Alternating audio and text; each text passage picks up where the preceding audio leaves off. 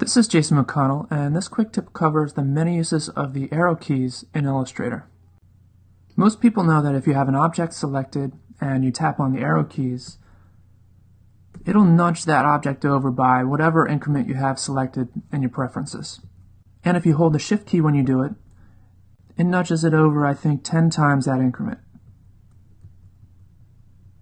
But there are plenty of other uses for the arrow keys. They can be used in pretty much any of the input and dialog boxes. So for example, if you go into the stroke panel and into the weight box, if you hit the up arrow, it'll increase the stroke weight. And the down arrow will decrease the stroke weight. And if you wanted to increase it even more, or decrease it, hold the Shift key, and then when you hit the up arrow, it will increase by 6 points.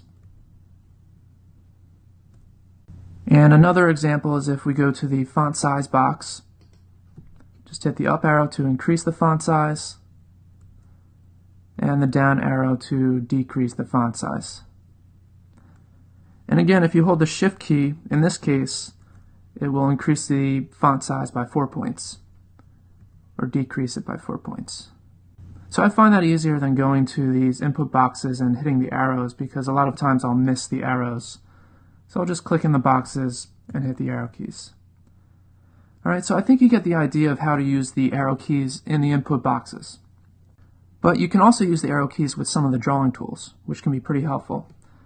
So for instance, if you select the rounded rectangle tool and start dragging out a rectangle, if you hit the up arrow, it'll increase the radius of the corners. And if you hit the down arrow, it'll decrease that radius. Alright, so that can be a little bit faster than going into the options here and changing the corner radius and finding out that you didn't get it right. So the next tool that you can use the arrows with is the polygon tool. If you click and drag out, and as you're holding down the mouse, click on the up arrow, it'll increase the number of sides. If you hit the down arrow, it'll decrease it all the way down to a triangle. You can use it for the star tool if you want to get more sides on the star or more points on the star. Hit the up arrow and the down arrow. By the way, you can hold the Command key or the Control key on Windows, and if you hold that, you can pull out the corners to get sharper points, or not so sharp points. Alright, the last of the shape tools is the flare tool. As you're dragging that out, if you hit the up arrow, it'll give you more flare, I guess.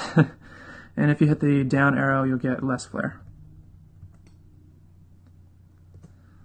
Alright, a few more. If you go to the arc tool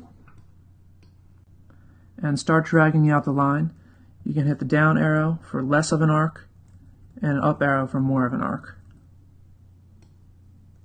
Spiral tool, drag that out. You can hit the down arrow to get less of a spiral and the up arrow to get more of a spiral. And by the way, with this one too, you can hold the Command key on a Mac or Control on Windows.